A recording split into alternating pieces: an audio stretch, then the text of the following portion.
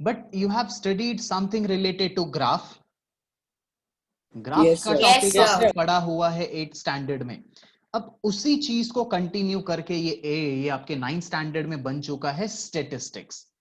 पर स्टेटिस्टिक्स के बारे में उसके अंदर घुसने से पहले तो ये पूछो कि स्टेटिस्टिक्स होता क्या है.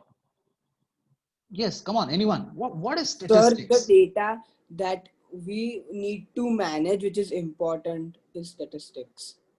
Okay, management of data is statistics. Sir, Yes. graphs. Graph is a part Sir, of variety of statistics. information. Variety of information. ठीक है. The way how information and data is stored. No. Sir, Sir, to stored differentiate things. थोड़ा Sir, बहुत. Yes. Come on. Sir, representation of the data. Perfect representation of data. Statistics, देखो मैं इसको आपके सारे आप लोगों ने जितने भी ये पॉइंट्स दिए मैं उनको मर्ज करके एक छोटा सा डेफिनेशन बनाने वाला हूं. And the definition is statistics is the science in which it deals with how easily you can represent the data. बहुत सिंपल लैंग्वेज में बोलो तो डेटा मैनेजमेंट जो होता है, सारा डेटा जो मैनेज होता है उसको how easily you can extract the information, that is known as statistics. That deals statistics. That means कितने इजीली आप एक बड़े से डेटा को समझ पाते हो. अगर मैं एक एग्जांपल दूं तो आप लोगों ने न्यूज चैनल देखा होगा, बहुत बार उसमें ऐसे आते हैं बार ग्राफ टाइप होता है ऐसा. हाँ Yes, सर. sir. ग्राफ क्या हेल्प करता है? सर इजीली समझने में जो बोलना इजीली एक्सट्रैक्ट द डेटा. मान लो अगर ग्राफ के बदले वो लोग ऐसा लिख कर दे कि इस लोकेशन पे इतना इतना रिकॉर्ड है, ये इस लोकेशन पे ये रिकॉर्ड है, इस लोकेशन पे ये रिकॉर्ड है, क्या मजा आएगा क्या वो डेटा को एक्सट्रैक्ट करने में? क्या इजीली एक्सट्रैक्ट हो पाएगा? नहीं sir. It is time consuming, बहुत ही मेहनत लगेगी. तो उस सारी चीजों को how easily you can extract the data, how easily you can represent the data, ताकि सामने वाले को बहुत इजीली समझ में आ जाए, उस चीज को हम क्या बोलते हैं? स्टैटिस्टिक्स. आया समझ में? अब स्टैटिस्टिक्स कोई भी चीज मैनेज करने के लिए, जैसे कि हम यहाँ पे क्या मैनेज कर रहे हैं? डेटा मैनेज कर रहे हैं. Yes sir. तो डेटा होगा तो मैनेज करेंगे. तो आप लोग बताइए डेटा होता क्या है? What is data? Sir, information about an event. Perfect. The information, the records, the exact figures, the values. जैसे कि डेटा के अंदर मैं एक एग्जांपल लूं तो आप पूरे के पूरे 9th स्टैंडर्ड स्टूडेंट जो हैं इनके मार्क्स का लिस्ट, कैन आई से this is a data? Yes, है ना sir. ये डेटा? अब डेटा के अंदर भी दो टाइप्स होते हैं, पहले इनको समझते हैं. One is primary data and the second one is secondary data. Primary data and secondary data. अब आप लोग थोड़ा बहुत दिमाग दौड़ाइए और बताइए प्राइमरी डेटा का मतलब क्या एंड सेकेंडरी डेटा का मतलब क्या? Come on, anyone, you can tell anything. जो भी समझ में आ रहा है बताओ, बाकी मैं रीजन इसका एक्सप्लेनेशन करने The वाला हूं. data on x-axis is primary. No. Come on. Sir खुद Speak. से जो डेटा फाइंड किया हो That is primary. primary. And what is sir secondary? मतलब सर उसको प्राइमरी डेटा पे बेस्ड हो. Okay. सर बहुत बढ़िया. प्राइमरी मतलब जो हम डेटा लाइक हम ऐसे मैनेज करे बिना जो होता है डेटा, जैसे आपने ग्राफ में जो दिखाया है तो उसके पहले का जो प्रोडक्ट था वो डेटा था. Data is basically information, that's it. ठीक है. अब उसके अंदर आते हैं दो टाइप्स के data, primary and secondary. Primary data का मतलब है कि आपने वो डायरेक्टली ऑब्जर्व किया है. ठीक है. Like if I tell you a case, मान लो कि मैंने नेशिल को एक काम दिया कि नेशिल go in every classroom and tell me the total number of students in each and every class. तो नेशिल क्या करेगा, एक स्टैंडर्ड एक क्लास में गया, वो मान लो उसमें मिले उसको 20 स्टूडेंट्स, दूसरे रूम में गया उसको मिले 25 स्टूडेंट्स, तीसरे रूम में 20, ऐसे ही चौथे में 22 एंड सो ऑन, चलता जाएगा। अब ये डेटा नेशिल के लिए क्या है, प्राइमरी, क्योंकि उसने वो सारी चीजें खुद ऑब्जर्व करके वो डेटा को बनाया है, so this becomes primary.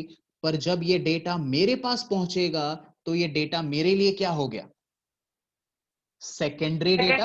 Secondary. I am not getting it directly, I am not taking it directly, ये डेटा मेरे पास सेकेंडरी है। आप लोग जो न्यूज चैनल देखते हो उसमें से जो इंफॉर्मेशन मिलता है, क्या वो प्राइमरी है क्या? No sir, secondary है। वो सेकेंडरी है। तो वो प्राइमरी किसके लिए है? तो वो प्राइमरी किसके लिए है? जिसके साथ वो हादसा हुआ उसके साथ। The reporter who is reporting at the place, उसके लिए वो डेटा प्राइमरी है। जो इंफॉर्मेशन, जो इंसान इंफॉर्मेशन कलेक्ट कर रहा है, उस इंसान के लिए वो डेटा क्या कहलाता है, प्राइमरी। फिर वो इंफॉर्मेशन जब दूसरे के पास पहुंचती है, then that information is known as secondary information. तो डायरेक्ट इनडायरेक्ट स्पीच जैसा। प्राइमरी तो वो होगा ना जिसके साथ वो हादसा हुआ होगा, क्योंकि वो रिपोर्टर को बोलेगा। डेटा का मतलब क्या है? नहीं, डेटा का मतलब क्या है, इंसिडेंट और द इंफॉर्मेशन। ओके ओके, मतलब वो रिपोर्टर हुआ। Data is not the incident, data का मतलब जो हुआ उसका information, the information is the data. जैसे कि अगर आप टेस्ट देते हो तो क्या टेस्ट पेपर डेटा है क्या?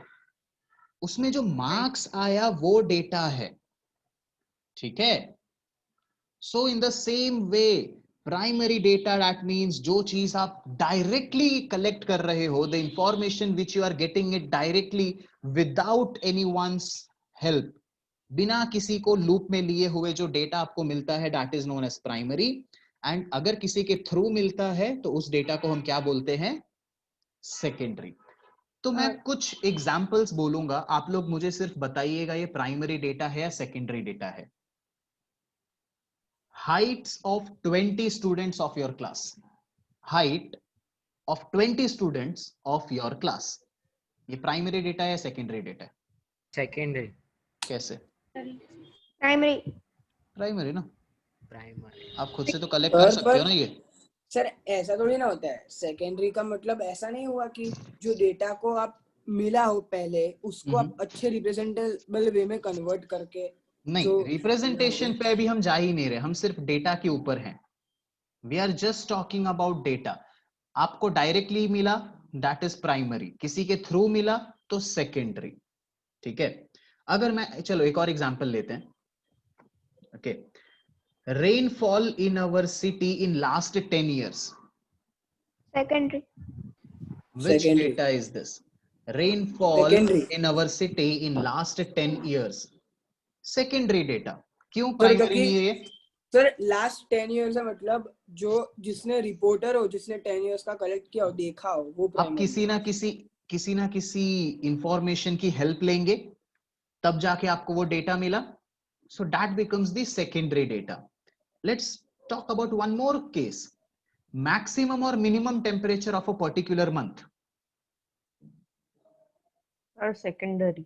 अगेन सेकेंडरी, क्योंकि पूरे मंथ का टेम्परेचर किसी ने रिकॉर्ड करके रखा होगा, आप क्या कर रहे हो, सिर्फ उसको देख रहे हो और मैक्सिमम एंड मिनिमम बता रहे हो, तो वो सेकेंडरी डेटा बन गया। वन मोर, एक और पे चलते हैं। Height of first 100 plants near by your locality, secondary. height of first 100 plants, primary, you can take it directly, height of first 100 plants nearby our locality, that becomes primary। so बहुत छोटा सा फर्क है प्राइमरी एंड सेकेंडरी डेटा के बीच में। अगर आप directly collect कर रहे हो, if you can directly get the information without anyone's help, तो वो प्राइमरी है। अगर आपको वो डेटा कलेक्ट करने में किसी की हेल्प लग रही है तो वो डेटा क्या बन जाएगा आपके लिए, बोलो बोलो। Secondary. Secondary data. तो अब मैं आप लोगों से एक्सपेक्ट करता हूं कि आप लोग कुछ ना कुछ मुझे बताइए कि कोई भी एक example, it can be anything, वो प्राइमरी है कि सेकेंडरी, आप अपने हिसाब से वो डेटा मुझे बताओ। सर जैसे कि मैंने कोई डेटा मोबाइल में से कलेक्ट किया है तो वो मेरे लिए सेकेंडरी होगा क्योंकि मैंने मोबाइल की हेल्प की वजह से यस, डेटा कलेक्ट किया। हाँ, जैसे कि मान लो आप अपने फोन के अंदर कोई चीज देख रहे हो, मान लो स्कूल का टेस्ट पेपर, आपके लिए वो डेटा क्या है? सेकेंडरी डेटा है ना। प्राइमरी किसके हाँ लिए? सर, जिसने बनाया टीचर के। उसको, उसके लिए प्राइमरी है। But for you it's secondary data. Yes, anyone else? कोई और एग्जांपल, कोई यूनिक चीज लाना चाहता है, सर ये भी तो प्राइमरी, ये भी सेकेंडरी, ऐसा कुछ भी एग्जांपल? एक और मैं एग्जांपल देता हूं। Number of corona virus patients in Gujarat. Secondary. Secondary. क्योंकि कोई अलग अलग लोग हैं जो इसको रिपोर्ट करते हैं, फिर आपके पास ये फिगर आता है। So this data becomes secondary data. और कुछ बताओ बताओ, anything else? So we won the match with the help of our team. Secondary data. है भाई, डेटा की बात हो रही है, आप मैच अपनी टीम के वजह से जीते हो, ये इंसिडेंट है। Records, data means records, the information, ठीक है? इंसिडेंट से मत कंपेयर कीजिएगा उसको। Sir, novels. Secondary. Novels is a secondary data. Perfect है, because someone else is writing it and you are having it. Yes, anything else? Tournament का schedule. Tournament का schedule, that is also a secondary data. Perfect है। Runs scored and बस number of सारे balls. सारे IPL के examples दे दो तुम अरे लोग तो सर बस। मतलब वो ऐसा ही तो हुआ, देखो टेबल हो, रन स्कोर्ड और बॉल्स प्लेड, तो सेकेंडरी हुआ ना। ठीक है, चलो एक और, इसमें मैं एक और केस लेता हूं। आप लोग मुझे बताइएगा ये सेकेंडरी डेटा है या प्राइमरी डेटा है। ठीक है, for you guys,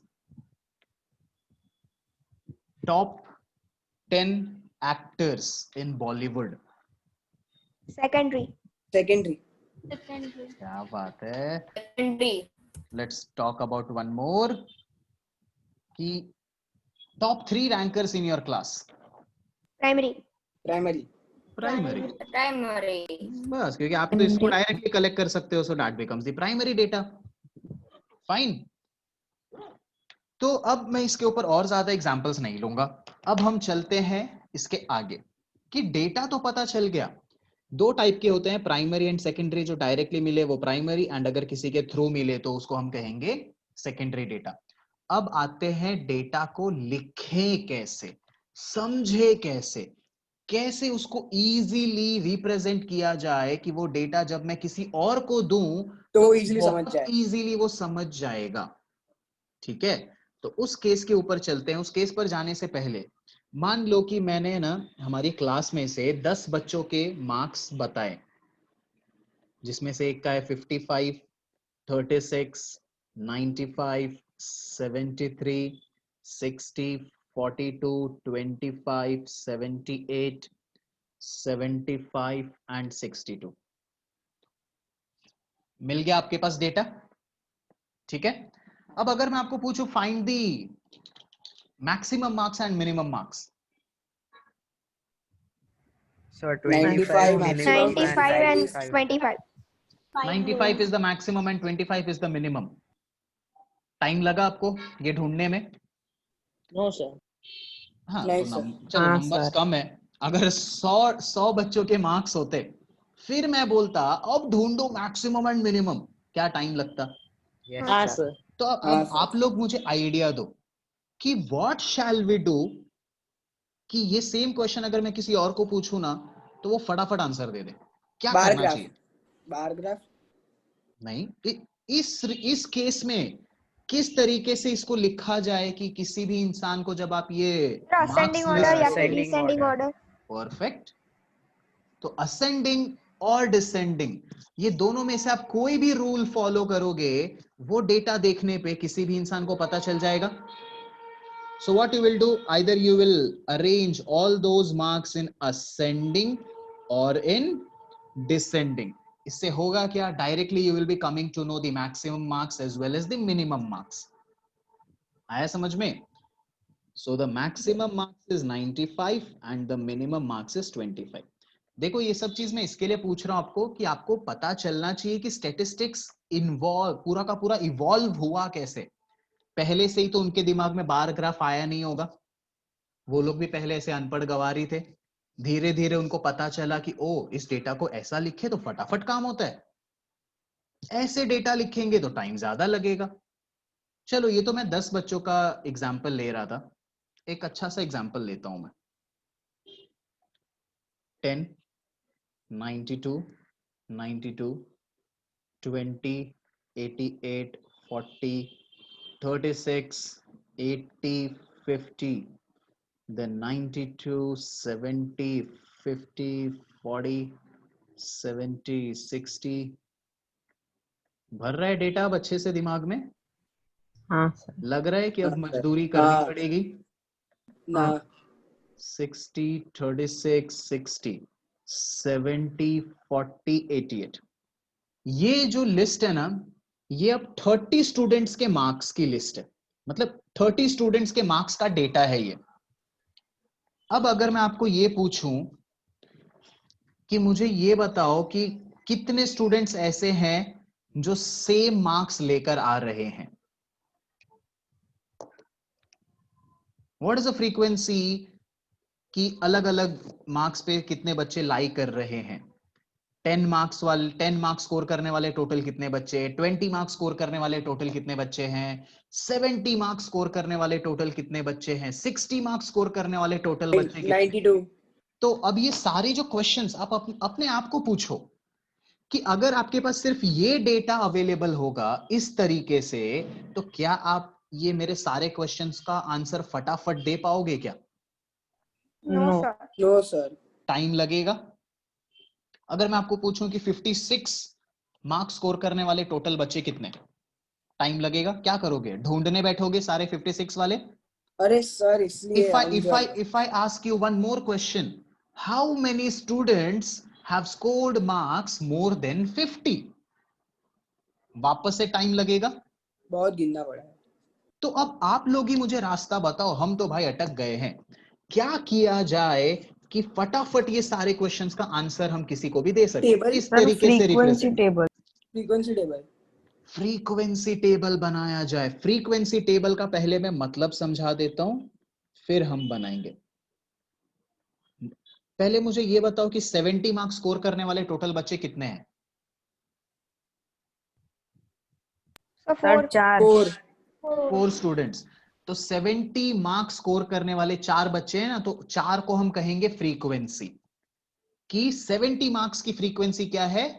4, because 4 students have secured marks 70। तो उस टेबल को हम बोलते हैं frequency table. So what we are going to do is, pay attention, यहां पे मैं लिख रहा हूं मार्क्स एंड यहां पे मैं लिख रहा हूं नंबर ऑफ स्टूडेंट। तो अब चालू करते हैं। सबसे पहले मान लो मैंने स्टार्ट किया 10 से, तो 10 मार्क्स स्कोर करने वाला एक ही बच्चा मिला मुझे। फिर 10 के बाद आ रहा है 20 मार्क्स स्कोर करने वाले कितने बच्चे हैं? अगेन 1। 20 के बाद जो नंबर है वो है 36 मार्क्स स्कोर करने वाले बच्चे कितने हैं? 2। मुझे तो 3 दिख रहे हैं। 1, 2, 3 बराबर। 40 मार्क्स स्कोर करने वाले बच्चे कितने? 4। 50 मार्क्स स्कोर करने वाले बच्चे 3। ऐसे ही आप सारे बना सकते हो पूरा का पूरा फ्रीक्वेंसी टेबल। अब आप लोग ही मुझे बताओ कि अब अगर आप ये डेटा किसी और को दोगे तो इस फॉर्म में दोगे या इस फॉर्मेट में दोगे? नीचे वाले फ्रीक्वेंसी टेबल। क्यों नीचे वाला? क्योंकि उसमें से वो बहुत जल्दी समझ जाएगा। इजीली डेटा को आप एक्सट्रैक्ट कर सकते हो। ठीक है, बहुत इजीली समझ में आ जाएगा। अगर आप किसी से बदला लेना चाहते हो तो फिर मुझे पता है आप इसी फॉर्मेट में डेटा दोगे उसको, भाई मैंने मेहनत की, तू भी मेहनत कर। बट अगर किसी को इजीली समझाना हो, so how will you give the data? In this form. आया समझ में? अब इसको और भी ज्यादा इजी तरीके से समझाना हो ना, तो वो भी एक रास्ता है। इस टाइप के टेबल को हम बोलते हैं अनग्रुप्ड फ्रीक्वेंसी टेबल। कौन सा टेबल? अनग्रुप। अनग्रुप, क्योंकि यहां पे हम इंडिविजुअल डेटा के ऊपर बात कर रहे हैं ना, कि 10 मार्क्स स्कोर करने वाले कितने बच्चे हैं? 1। एग्जैक्ट 36 मार्क्स स्कोर करने वाले नंबर ऑफ स्टूडेंट्स कितने हैं? 3। So this table is known as ungrouped frequency table. अब इसके आगे बढ़ने से पहले ना मैं एक बार वापस से अभी हमने जितना भी चीज पढ़ा उसको मैं रिवाइज करवा रहा हूं, बहुत ध्यान से समझिएगा। Statistics, it is the science how easily you can represent the data, how easily you can extract the information from the data, data management, how easily you can manage the data. All those things comes under statistics. सामने वाले को कितना easily आप समझा सकते हो अपना information, उस साइंस को हम बोलते हैं स्टैटिस्टिक्स। अब इंफॉर्मेशन समझाने के लिए इंफॉर्मेशन होना चाहिए। इंफॉर्मेशन को हम स्टैटिस्टिक्स के लैंग्वेज में क्या बोलते हैं? बोलो भाई। डेटा। कोई तो ऐसा होगा जो ऐसा बोलता होगा, सर डाटा। डाटा है कोई ऐसा डाटा बोलने वाला? क्या यार, आज नाइन्थ स्टैंडर्ड मूड में नहीं लग रहा, लगता है। So information we call it as data, and data दो टाइप्स के होते हैं, primary data and secondary data. Primary that means if you are directly collecting all those data, then it will become primary for you, and if you are getting the data from somewhere else, तो उस data को हम क्या बोलते हैं? Secondary data. फिर उसके बाद आपने सीखा कि कितने इजीली तरीके से हम डेटा को अलग तरीके से फॉर्मेटाइज कर दें तो इजीली वैल्यूज मिल जाती है। उसमें से एक चीज आपने पढ़ी, फ्रीक्वेंसी टेबल। फ्रीक्वेंसी टेबल के अंदर आपने पढ़ा अनग्रुप्ड फ्रीक्वेंसी टेबल, बराबर। अब हम चलेंगे ग्रुप्ड फ्रीक्वेंसी टेबल पे। ये सेम वैल्यूज की हम बात कर, चलो इसको नहीं, अलग लेते हैं। अब everyone take out your example number 3 on page number 241. You can see example number 3. Open it out, please.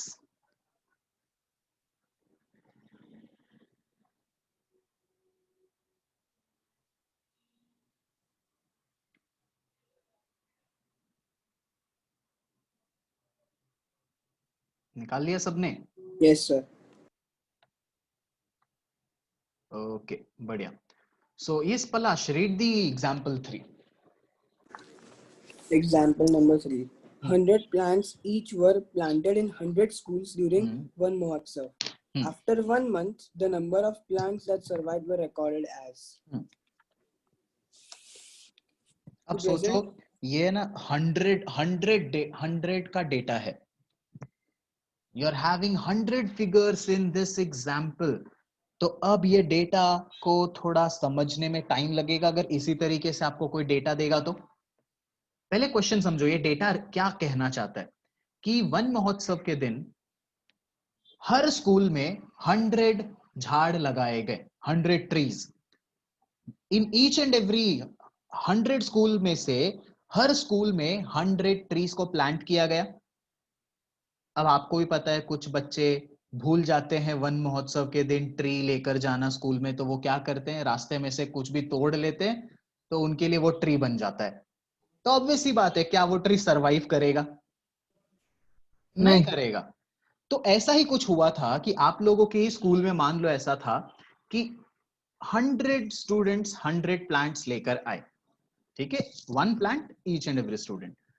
तो अब हुआ ऐसा कि 100 के 100 ट्रीज हमने प्लांट तो कर दिए, पर सब सरवाइव नहीं कर रहे, थोड़े ही ट्रीज सरवाइव करे। तो आपके स्कूल में मान लो 95 सरवाइव कर गए, दूसरे के स्कूल में 67 ट्रीज सरवाइव कर रहे हैं, फिर किसी स्कूल में जहां के बच्चे बड़े शरारती हैं उनके स्कूल में खाली 28 ही ट्रीज सरवाइव किया, बाकी सबके सब गए। ओके, तो ये डेटा रिप्रेजेंट कर रहा है number of trees survived out of 100 in 100 schools. समझ में आया इंफॉर्मेशन किस चीज का है? Yes sir. अब अगर मैं आपको ये क्वेश्चन पूछूं कि मुझे ये बताओ कि कितने स्कूल्स में 50 से ज्यादा ट्रीज सरवाइव कर गए, क्या ये डेटा देख के इजीली बता पाओगे? नो सर, नहीं, पॉसिबल ही नहीं है, बहुत कॉम्प्लेक्स होगा. How many in how many schools more than 50 trees have been survived? That will become too hectic. तो हम क्या करेंगे, इस डेटा को थोड़ा सा अलग तरीके से लिखने की प्रयत्न करेंगे हम. और उस अलग लिखने के प्रयत्न में आप चाहो तो अनग्रुप्ड फ्रीक्वेंसी डिस्ट्रीब्यूशन टेबल भी बना सकते हो, और अभी जो मैं बना रहा हूं ये भी बना सकते हो, ग्रुप्ड फ्रीक्वेंसी डिस्ट्रीब्यूशन टेबल. ठीक है, इसमें हम क्या करते हैं कि हम छोटे छोटे ग्रुप्स में डिवाइड कर देते हैं. नंबर ऑफ प्लांट्स सर्वाइव्ड, बाजू में नंबर ऑफ स्कूल्स. और टेलीमार्क्स भी एक आएगा, इसको मैं भी थोड़ी देर के बाद समझाऊंगा, पहले हम ये टेबल बनाना सीख जाते हैं. टेलीमार्क्स बहुत इजी चीज है. अब हमने क्या किया, हमने ना ग्रुप्स में डिवाइड कर दिया, 10-10 के ग्रुप्स में. स्टार्ट कर रहे हैं 20 से, तो 20 से 29, फिर 30 से 39, 40 से 49, 50 से 59, 60 से 69, 70 से 79, 80 से 89 एंड 90 से 99. ठीक है, अब आप लोग करोगे क्या, समझो. ग्रुप्ड फ्रीक्वेंसी डिस्ट्रीब्यूशन टेबल में आप ग्रुप्स बना रहे हो. अब आप लोग ये ढूंढो कि 20 से लेके 29 तक कितने वैल्यूज आपके इस डेटा के अंदर हैं. मतलब school in how many schools 20 से 29 के बीच में प्लांट सरवाइव कर गए. From the table, from the entire data, 3 school ऐसे हैं जिनमें 20 से लेके 29 तक के ट्री सरवाइव कर रहे हैं. 30 से 39 के बीच में सरवाइव करने वाले प्लांट्स 14 स्कूल्स में हैं. 14. ऐसे ही ये सारा डेटा दिया हुआ है, तो अभी मैं फिलहाल वो डेटा के ऊपर नहीं जा रहा हूं, डायरेक्टली मैं इस वैल्यूज को नोट डाउन कर रहा हूं. अब देखो, अब क्या इजीली ये पूरा का पूरा डेटा समझ में आ रहा है आपको? Yes sir. आपने सिर्फ उसको क्या किया, लिखने का तरीका बदल दिया. रॉ डेटा को आपने ग्रुप्ड फ्रीक्वेंसी डिस्ट्रीब्यूशन टेबल में कन्वर्ट कर दिया. अब इस चीज को देखकर आप फटाफट वैल्यूज बता पाओगे. अब अगर मैं आपको पूछूं कितने स्कूल ऐसे हैं जिसमें 60 से ज्यादा ट्रीज सरवाइव कर गए? 18. 60 से ज्यादा में तो ये भी आता है, ये भी आता है, ये भी आता है, ये भी आता है. आप ये 4 को ऐड कर दोगे तो मिल जाएंगे टोटल नंबर ऑफ स्कूल्स. 45. काम इजी हुआ कि नहीं हुआ? जहां पे टाइम ज्यादा लग रहा था, टाइम बचा कि नहीं बचा?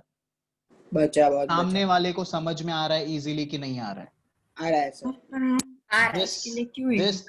This thing is known as statistics. इस चीज को हम क्या बोलते हैं? स्टेटिस्टिक्स. एंड ये बहुत इंपॉर्टेंट है. अभी आपको ऐसा लगेगा कि इतने छोटे छोटे डेटा के लिए हम डील कर रहे हैं. अगर आप ऑल इंडिया लेवल पे देखो तो सोचो कितने सारे अलग अलग इंफॉर्मेशन निकलते हैं. ये सारा का सारा कोई ना कोई तो मैनेज कर रहा होगा डेटा को, फिर वो डेटा को अच्छे तरीके से रिप्रेजेंट करके आगे पहुंचाता है, फिर हमारे पास वो डेटा आता है. सोचो कितना रिफाइनिंग है, कितना सारा प्रोसेस है बीच में. And then you come to a conclusion with a very easy way of understanding the data. Yes please बोलिए. तो जो प्राइमरी डेटा है उसको जब आप रिपोर्ट कर रहे हो, जैसे उसको आप लिख रहे हो, तो हमने अभी देखा कि ऐसे जो गंदे फॉर्म में अभी जो था उसको हमने फ्रीक्वेंसी टेबल में कन्वर्ट किया. हाँ. तो डायरेक्टली हम जब रिपोर्ट ले रहे हैं उसी वक्त ऐसे वे में मैनेज कर सकते हैं आपके लिए. हाँ, managing is something different.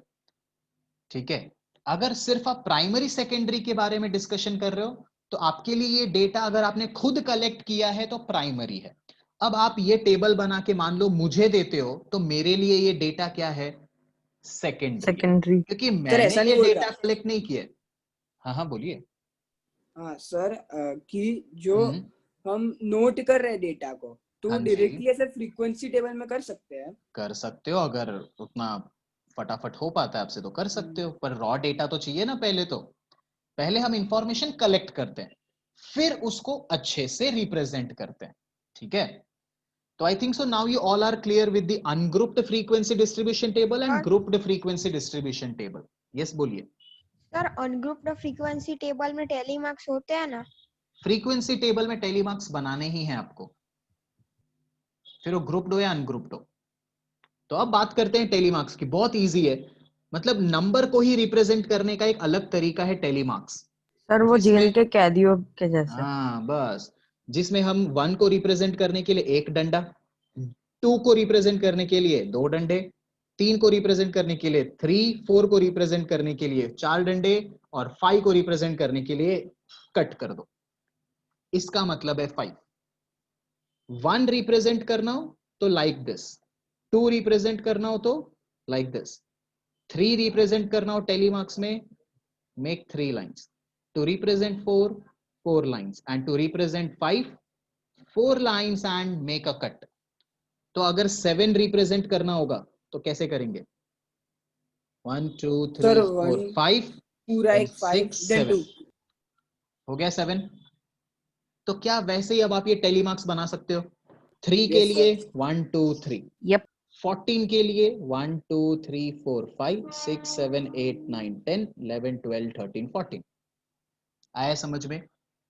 So now I think so you can easily make the telemarks. बहुत बच्चों वाला काम है ये, पर सिर्फ आपको ये पैटर्न समझना है टेलीमार्क्स बनाने के लिए। 5 अगर रिप्रेजेंट करना है टेलीमार्क्स में तो 4 डंडे and a cut, this will represent 5। So any kind of doubt in making telemarks? Sir cut left side हो या राइट साइड हो फर्क पड़ता है? हाँ, पर ऐसा ही करेंगे हम कट, लेफ्ट से राइट की तरफ, ऊपर से नीचे की तरफ, ठीक है? जो स्टैंडर्ड पैटर्न है वही फॉलो हम करेंगे यहाँ पे, नो चेंज। तो अब ungrouped frequency and grouped frequency आपको क्लियर हो चुका है, पर अभी भी 2 टॉपिक्स बाकी है, वो 2 टॉपिक मैं एक्सप्लेन करूंगा। देखो आप लोग अब ये चीज नोटिस कर रहे होगे कि आज बहुत हम स्लो जा रहे हैं। हाँ सर, हाँ हाँ। और स्लो जाने का रीजन है कि आप लोगों के दिमाग में घुस भी तो रहा है, ठीक है? बहुत ही तो एक ही चीज इंपॉर्टेंट है अभी के लिए, हर कंसेप्ट क्लियर होना चाहिए। मैं बहुत डिटेलिंग में आपको ये सारी चीजें एक्सप्लेन कर रहा हूं, so each and everything should be clear to you. 2 topics are left out, फिर हम सेकंड एक्सरसाइज बहुत इजीली कर पाएंगे। तो वो 2 टॉपिक में से एक टॉपिक अभी हम एग्जांपल नंबर 4 के अंदर पढ़ेंगे। तो अब इसके अंदर जो टेबल, आई थिंक सो टेबल तो कौन से क्वेश्चन का यूज हुआ है? हाँ, it is given in the question only. Now pay attention everyone, example number 4. Shruti, can you please read example 4?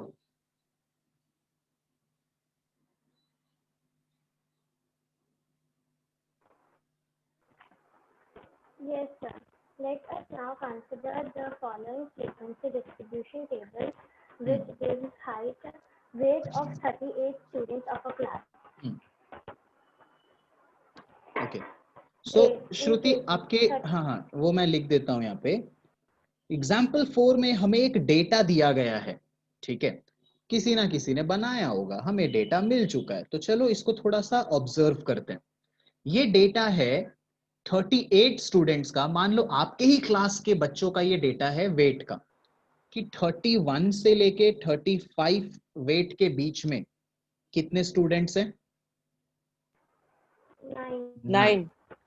36 से लेके 40 के वेट के बीच में 5 बच्चे, फिर 41 से 45 है, फिर 46 से 50, देन 51 से 55, 56 से 60, 61 से 65, 66 से 70, 71 से 75, और यहाँ पे है 14, 3, 1, 2, 2, 1, 1, so 38। चलिए, क्या ये डेटा समझ में आ रहा है आपको? यस और नो? कितने लोगों को ये डेटा समझ में आ रहा है, बताइए। मुझे। बढ़िया। तो आ रहा है तो मैं अभी है ना एक ऐसे किसी दूसरे के पास चलते जो हमें ये डेटा के बारे में थोड़ा सा समझाए। Yes Tanisha, please just observe this table and tell me ये डेटा क्या रिप्रेजेंट कर रहा है? The weight of the students. Okay. How many students are lying in that group? वो रिप्रेजेंट कर रहा है ये डेटा? Yes, तो sir. अगर इसमें से मुझे ये आइडेंटिफाई करना हो तनिषा कि कितने बच्चे ऐसे हैं जिनका वेट 40 या 40 से कम है, तो फिर 31 to 35 एंड 36 to 40 में जितने बच्चे हैं उनका टोटल, सो 14 चिल्ड्रन. Perfect, very good. यानी कि 38 स्टूडेंट्स का डेटा ऑब्जर्व किया। एक और लास्ट क्वेश्चन पूछूंगा, फिर मैं आपको डायरेक्टली टॉपिक के ऊपर लेकर जाऊंगा। Tanisha, how many students are here of such जिनका वेट 61 से 65 के बीच में है? 2 चिल्ड्रन. 2 चिल्ड्रंस। अब मान लो ये जब 38 स्टूडेंट्स का आपने वेट किया, तो अगर किसी स्टूडेंट का वेट 35.5 आया तो उसको कहां डालोगे इस डेटा के अंदर? राउंड ऑफ करके आई थिंक 36 to 40 के ग्रुप में जाएंगे. नहीं, कैसे राउंड ऑफ करेंगे भाई? उसका 500 ग्राम कम है, ऐसे राउंड ऑफ तो नहीं कर सकते। डेटा हमारा एक्यूरेट होना चाहिए। अगर बच्चे का वेट 35.5 है तो ना तो मैं उसको इस रेंज में डाल सकता हूं, ना मैं उसको इस ग्रुप में डाल सकता हूं। यानी कि कहीं ना कहीं हमारी कुछ लिमिटेशन आई डेटा को रिप्रेजेंट करने में। Yes, Yep. sir. तो ऐसे केस में हम क्या करेंगे, बहुत ध्यान से समझिए। ये जो ग्रुप हम बनाते हैं ना, इसमें इसको हम बोलते हैं लोअर लिमिट एंड इसको बोलते हैं अपर लिमिट। सो इस वाले ग्रुप में बताओ लोअर लिमिट का वैल्यू क्या है? 1. 61 and what is the upper limit? 65. 65। कभी भी ग्रुप्ड फ्रीक्वेंसी डिस्ट्रीब्यूशन टेबल जब भी आप बनाओगे ना, तो दो, इसको हम बोलते हैं क्लास इंटरवल्स। क्लास इंटरवल, दोनों क्लास इंटरवल में एक का अपर लिमिट और इसका लोअर लिमिट सेम होना चाहिए। Upper limit and lower limit should be same. तो वो सेम करने के लिए pay attention what we are going to do, इसका लोअर लिमिट लो और इसका अपर लिमिट लो, subtract both of them and divide by 2। क्या आ रहा है आंसर? 1/2, यानी कि 0.5 आ रहा है। लिसन इट अगेन, क्या किया मैंने? जब भी अगर आपके डेटा के अंदर ये दोनों वैल्यूज सेम ना हो तो क्या करेंगे, इन दोनों को सब्ट्रैक्ट करो एंड डिवाइड बाय 2 करो। The answer is 0.5। Now what we are going to do is, ये पूरा का पूरा टेबल मैं वापस से यहां पे बना रहा हूं वेट वाला। अब हम ये करने वाले हैं कि ये सारे लोअर लिमिट में हम अब करेंगे सब्ट्रैक्ट एंड अपर लिमिट में हम करेंगे ऐड 0.5 को। तो 31 में से 0.5 चला गया तो क्या बचेगा? 30.5। 35 में 0.5 ऐड करो, क्या आया? 35.5। वैसे ही इसमें लोअर लिमिट में 0.5 सब्ट्रैक्ट, अपर लिमिट में 0.5 ऐड। तो 36 में से 0.5 गया, 35.5, 40 में 0.5 ऐड करो तो 40.5। वैसे ही ये पूरा का पूरा टेबल आप बना सकते हो। अब किसी को अब टेबल बनाने में डाउट आ रहा हो तो पूछो।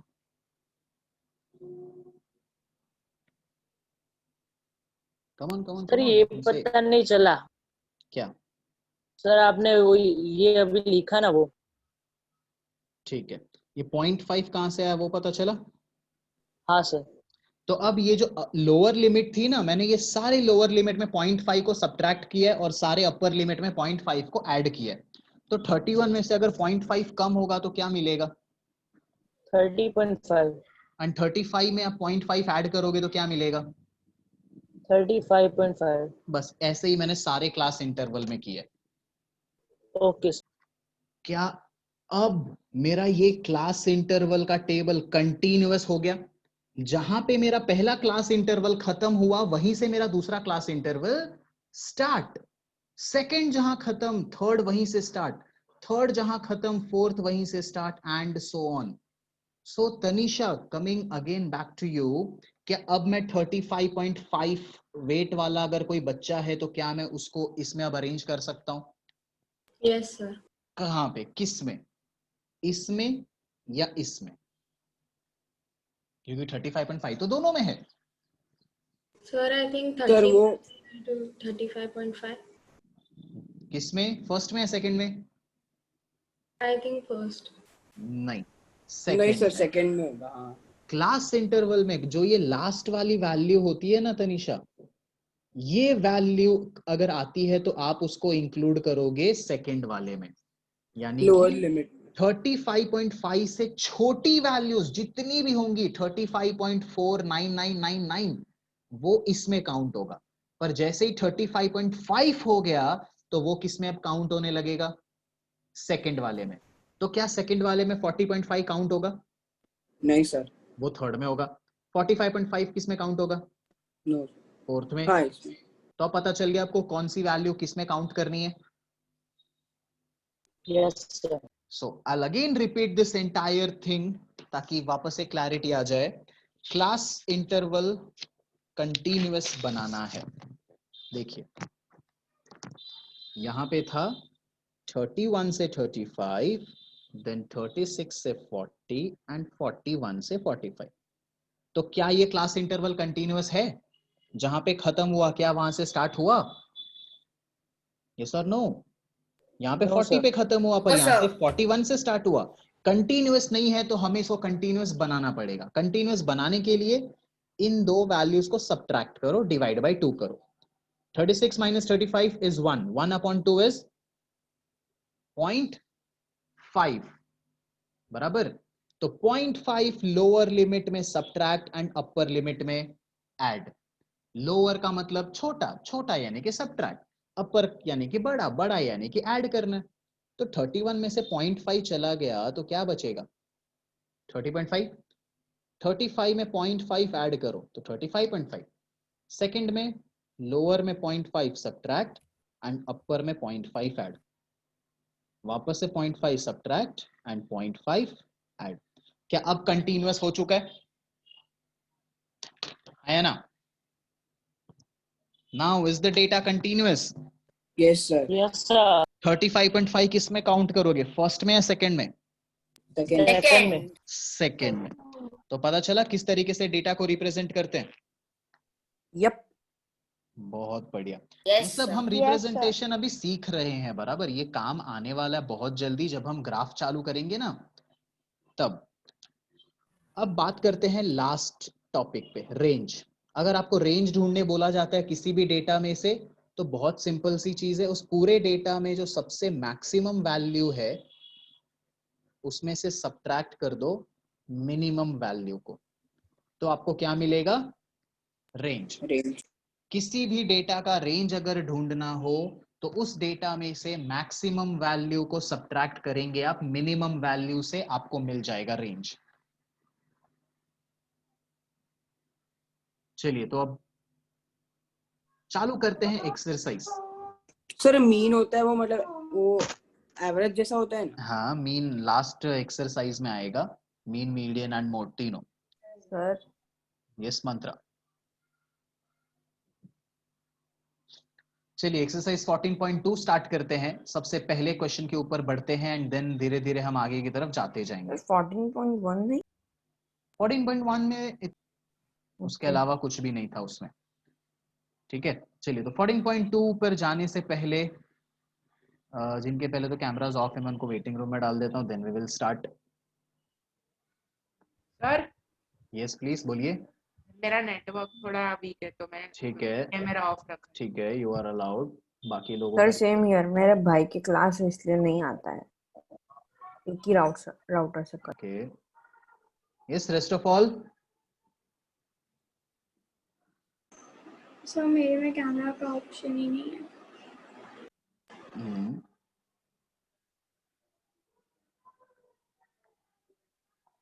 ग्रेट।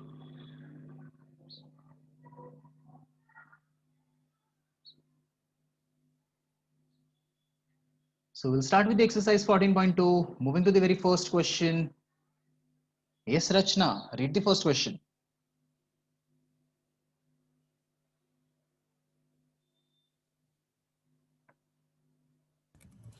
Hello.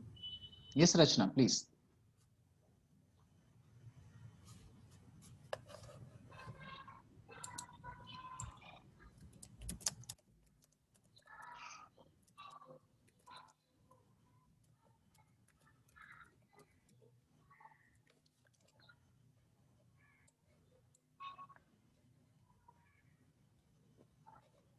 ओके, दूसरे के पास ही चलते हैं। Yes, Kavya, please read the first question.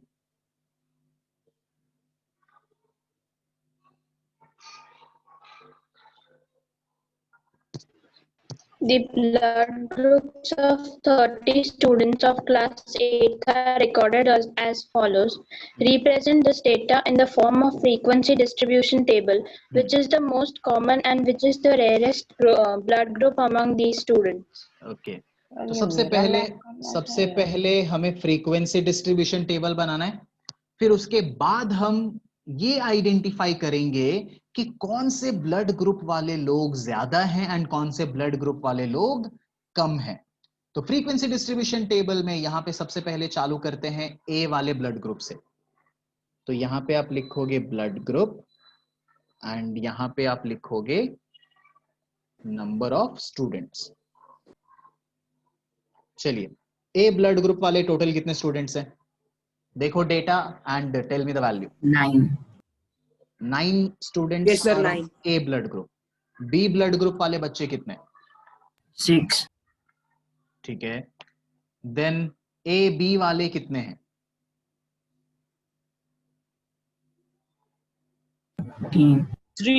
3।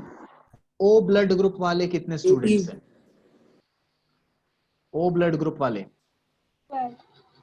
12। ठीक है, तो ये बन चुका है हमारा फ्रीक्वेंसी डिस्ट्रीब्यूशन टेबल। यहाँ पे आप टोटल चेक करोगे तो 30 ही आएगा, क्योंकि 30 स्टूडेंट्स का ही डेटा हमने निकाला है। तो 30 स्टूडेंट्स आ चुके हैं। अब इस डेटा को देखकर, इस टेबल को देखकर बताओ सबसे कॉमन ब्लड ग्रुप किसका है? कौन सा ब्लड ग्रुप सबसे ज्यादा कॉमन है? ओ, बिकॉज 12 स्टूडेंट्स का सेम ओ ब्लड ग्रुप है, तो वो सबसे कॉमन ब्लड ग्रुप है। एंड सबसे रेयरेस्ट ब्लड ग्रुप कौन सा है? AB ओनली 3 स्टूडेंट्स बच्चों का है। बहुत बढ़िया। चलिए, तो एग्जाम क्वेश्चन नंबर 2 पे चलते हैं। For question number 2, yes you please read the question number 2।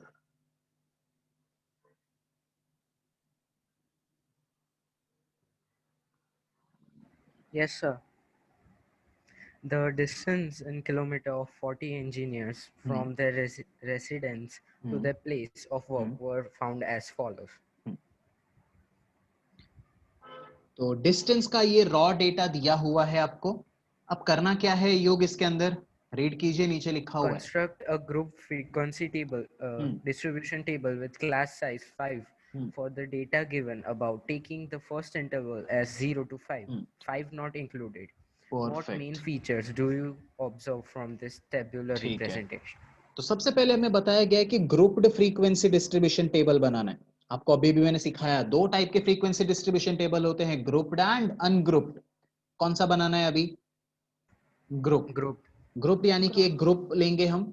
Group कितने का लेने बोला गया है? 5 का। क्लास साइज का मतलब है कि कितना आपको वहां पे रखना है गैप दोनों के बीच में। एंड सबसे पहला क्लास इंटरवल कौन सा लेने बोला गया आपको? 0 to 5। एंड 0 to 5 में क्या 5 को हम इंक्लूड करेंगे? No sir. नो। परफेक्ट। तो यहां पर ले लेते हैं डिस्टेंस इन किलोमीटर। 0 to 5, देन 5 to 10, 10 to 15, 15 to 20 एंड 20 से 25। आई थिंक सो 25 से ज्यादा वैल्यू है ही नहीं है, 32 भी है। तो 25 से 30 एंड 30 से 35, ये मिल गए आपको आपके क्लास इंटरवल्स।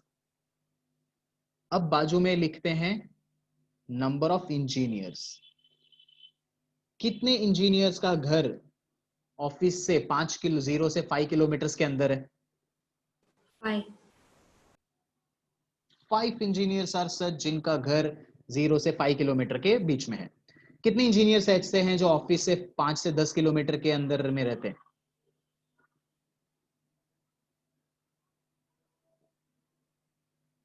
ढूंढो, रॉ डेटा दिया है, find the values.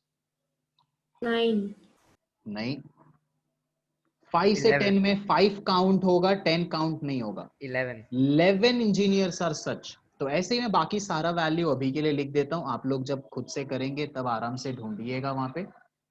So 1 1 and this is 2। अब इसमें टेलीमार्क्स भी आपको बनाना पड़ेगा, तो वो आप बीच में डाल दीजिए टेलीमार्क्स, एंड जो फ्रीक्वेंसी आई उसके अकॉर्डिंगली यहाँ पे टेलीमार्क्स बना दो। 5 है तो 4 एंड अ कट 11 है, तो ये एक 5, ये एक 5 एंड ये एक डंडा 11। सो आई थिंक सो अब आगे के लिए बाकी सबके लिए आप टेली मार्क्स डिजाइन कर सकते हो। फ्रीक्वेंसी डिस्ट्रीब्यूशन टेबल बन चुका है। अब अगर मैं आपको ये पूछूं कि मैक्सिमम इंजीनियर्स ऑफिस से कितने डिस्टेंस पर रहते हैं? 30 to 35. मैक्सिमम पूछा मैंने, तो मैक्सिमम 5 से 10, 10 से 15, यानी कि 5 से 15 किलोमीटर के बीच में 11 इतने इंजीनियर्स रहते हैं। सबसे चलो मैं एक और उल्टा तरीके से क्वेश्चन पूछता हूं, कितने इंजीनियर्स 10 किलोमीटर के रेडियस में रहते हैं ऑफिस से? 16 परफेक्ट। कितने इंजीनियर्स 20 किलोमीटर से दूर रहते हैं ऑफिस से? 4. 4 परफेक्ट। 1 + 1 2 + 2 4। सो अब देखो डेटा ढूंढना, डेटा को एक्सट्रैक्ट करना धीरे धीरे इजी हो रहा है। यस और नो? यप। गुड। तो अब अगर मैं इसमें एक और चीज पूछूं, फाइंड रेंज। रेंज का मतलब अभी मैंने आपको सिखाया maximum value minus minimum value. तो रेंज ढूंढने के लिए आपका जो डेटा दिया था ना, उसमें सबसे बड़ा वैल्यू क्या है? 11. सबसे बड़ा मैक्सिमम वैल्यू 19. 32 भी दिख रहा है मुझे तो। 32. 32 is the maximum. What is the minimum value? 2. 2. तो 32 minus 2, 30 is the range. आया समझ में? रेंज ढूंढने बोला जाए तो बस मैक्सिमम माइनस मिनिमम कर दीजिएगा, आपका रेंज आ जाएगा। So now I think so आप क्वेश्चन नंबर 3, क्वेश्चन नंबर 4, 5, 6, 7, 8, 9 ये सारे क्वेश्चंस कर सकते हो अब आप खुद से। यप। सब में एक ही चीज करना है, देखो रॉ डेटा दिया है, आपको टेबल बनाने बोला गया है। Can you all do it? Yes और नो?